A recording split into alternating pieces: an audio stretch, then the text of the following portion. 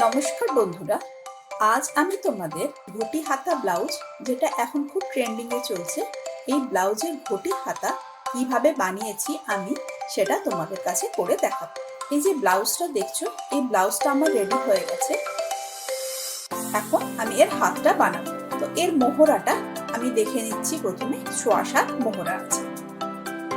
তো এই ৭.৫ মোহরা নিয়ে আমি একটি কাগজের মধ্যে একটা হাত আমি এই মাপে এঁকে নেব।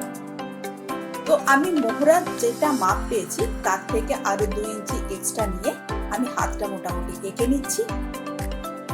এক্ষেত্রে আমি একটা জিনিস বলে রাখি, যে ব্লাউজটা ঘটি হাতাটা বানাচ্ছি, ব্লাউজের পাড়টা আমি আলাদা করে বাকি অংশটা কিন্তু কুচির জন্য আমি রেখে দিচ্ছি।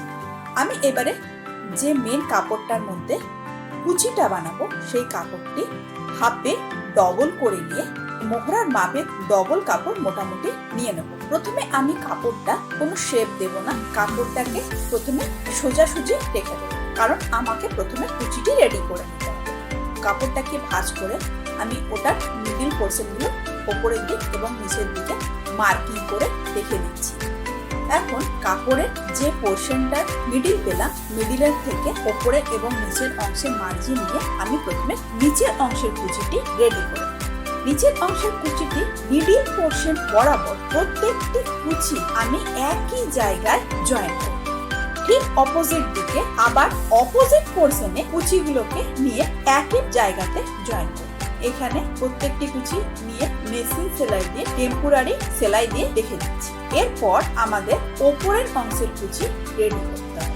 সেক্ষেত্রে নিচে যদি আমাদের 4টি কুচি দেওয়া থাকে, ওপরেও আমাকে 4টি কুচি দিতে হবে, কিন্তু সেটা হাফ ইঞ্চি গ্যাপে গ্যাপে আমাকে কিন্তু কুচিগুলো রেডি করতে হবে। একই সিকোয়েন্সে কিন্তু আমাকে কুচিগুলি রেডি করতে হবে। যেদিকে আমি ভাঁজ দেবো, ওপরের কুচিগুলো ঠিক একই ভাঁজে দিতে হবে। এখন আমার এই ব্লাউজটার ক্ষেত্রে যেহেতু এটা সিল্কের কাপড় ছিল, প্রচন্ড অসুবিধে হচ্ছিল, সেই জন্য এটা আমার পিন আটকাতে চাইছিল না। আমি ওই জন্য মেশিন সেলাই দিয়ে একটা টাক দিয়ে রেখে দেবো। আমি হাতের যে মাপটা আছে সেই মাপের তুমি আমি দেখে নিচ্ছি, কারণ মেশিন সেলাই দিতে হলে আমার ওপরের অংশের কিছুটা কাপড় কেটে বাদ যাবে, যাতে আমার মেশিন সেলাইটা ভেতরের অংশে থাকে। সেই জন্য টেম্পোরারি সেলাইটা আমি কিন্তু হাতের কাটিং অংশে ঠিক নিচের দিকে দিয়ে রেখে দিচ্ছি।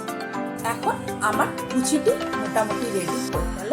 ব্লাউজের কুচির অংশটা হাতের মাপ দিয়ে, যেটা আমি কাগজে কেটে রেখেছি, সেই মাপ বরাবর কেটে নেব। এরপর কুচির যে পাড়ের অংশটা, মানে যেটাকে আমি পটি হিসাবে ইউজ করছি, সেটা রেডি করার পালা। পাড় যেহেতু একটা দিকে আছে, সেই জন্য আমি নিচের অংশে লাইনিং দিয়ে নিচ্ছি।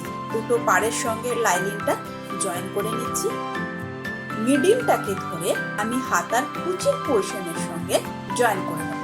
এক্ষেত্রে কিন্তু কুচিটা আমি লাইনিং যেদিকে আছে সেই দিকে কুচিটা জয়েন করব।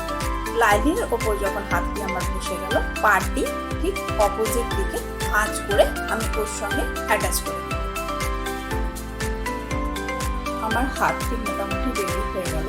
এবার আরেকবার মাপ করে হাতটার ফাইনাল একটা শেপ দিয়ে নেব এবং মোহরা আরেকবার দেখে নিয়ে বাকি অংশের কাপড়টা কেটে বাদ দেব। আমার হাতটা মোটামুটি রেডি হয়ে গেল। এবার ব্লাউজের সঙ্গে হাতটি অ্যাটাচ করব। এই দেখো বন্ধুরা, কি সুন্দর একটা লুক এসছে। তো এইটা এখন ট্রেন্ডিং এ চলছে। তো আমি এই জয়েন্টের পোর্শন যেটা দেখছো নিচের দিকে, যেহেতু এটা গোল্ডেন কালার, সেখানে আমি একটা গোল্ডেন কুচি বসিয়ে নিচ্ছি। কেউ চাইলে গোল্ডেন বোতামও ইউজ করতে পারো, বা ওর সঙ্গে ম্যাচিং যেটা হবে সেরকম টাইপের কোনো বোতামও তোমরা ইউজ করতে পারো। ব্লাউজটা আমার কমপ্লিট হওয়ার পর খুব সুন্দর একটা লুক এসছে। তো তোমরাও বলো তোমাদের কিরকম লাগছে দেখে। এটা ফাইনাল লুক।